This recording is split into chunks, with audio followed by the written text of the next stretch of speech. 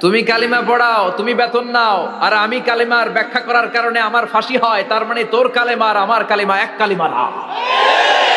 কালিমার মধ্যে পার্থক্য আছে না নাই? কালেমায় কালেমায় পার্থক্য আছে। ওই কারা কর্তৃপক্ষের নিয়োগ করা ইমাম সাহেবের লা ইলাহা ইল্লাল্লাহ আর তাফসির ফি জিলালিল কোরআনের রচয়িতা সৈয়দ কুতুব শহীদের লা ইলাহা এক কালিমা নয়, এক লা ইলাহা নয়। চিল্লায় কোন ঠিক কিনা? পার্থক্য আছে, আলাদা। এজন্য আসল লা ইলাহার অনুসারী হতে হবে। লা ইলাহার ধারক এবং বাহকরা হচ্ছে সত্য এবং ন্যায়ের পক্ষে।